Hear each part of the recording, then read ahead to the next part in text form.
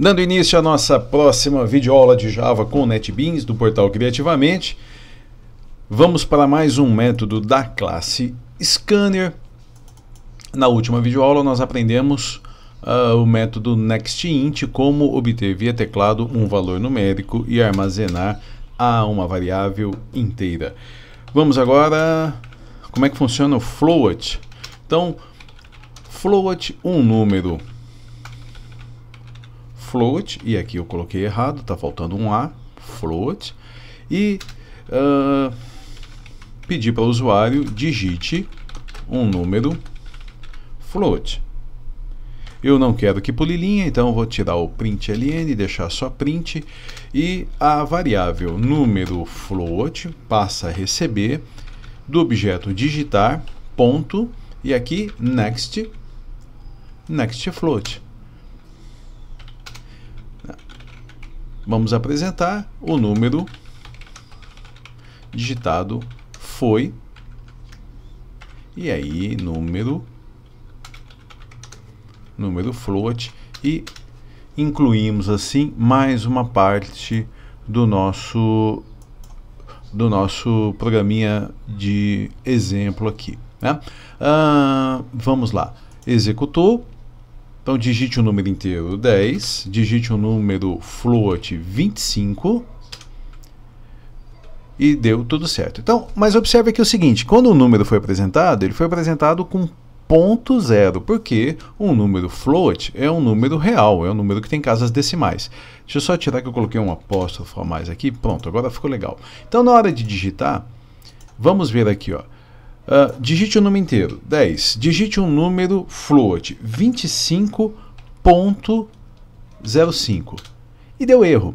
Então, o que aconteceu? É que, ao digitar, esse ponto aqui, ele não foi entendido como sendo o delimitador ou separador de casas decimais. Ele foi entendido como, aquilo passou a ser entendido como uma string. Então, veja só, 10 e aqui, ó, 25,05.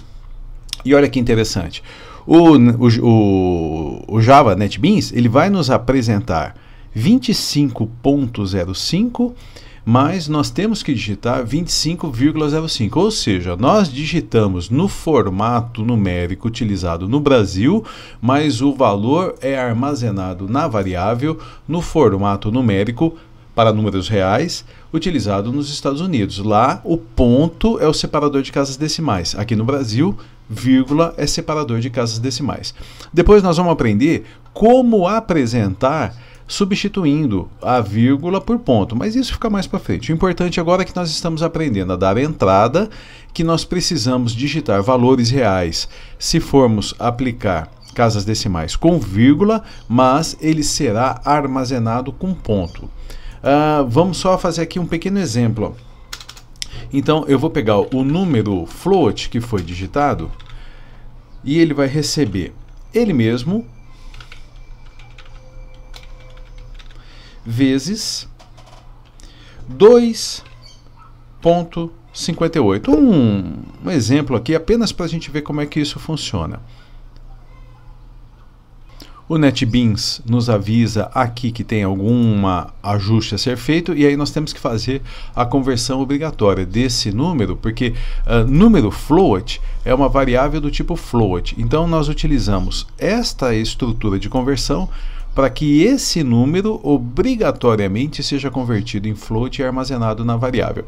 E aqui no final nós vamos apresentar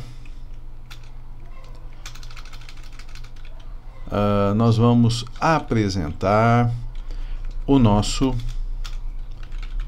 número float, só para ver o resultado disso daqui. Então, executando, o número real 10, o número float 25, por exemplo, ele foi capturado como 25.0, e aí ele foi multiplicado por 2.58 e o valor apresentado. Por fim, um número real, um número inteiro, desculpe, um número inteiro 10, um número real 25,63, e ele vai ser multiplicado por 2.58. Então é isso que eu queria mostrar para vocês. Ó, nós digitamos com vírgula, ele foi armazenado com ponto, porque é assim que os números numéricos no padrão utilizado nos Estados Unidos, e quando lá no código eu multipliquei por um número real, que eu peguei aqui 2,58 aleatoriamente, eu tive que colocar ponto. Então o usuário vai digitar vírgula, mas nós vamos utilizar na programação ponto. E o valor apresentado, desculpe, o valor armazenado também foi armazenado com ponto. Então isso tem que ficar bem claro assim, porque na hora de digitar facilita bastante para o usuário, mas o programador tem que ficar atento. Então na próxima videoaula nós damos sequência com mais um tipo de número inteiro. Até a próxima, até daqui a pouco.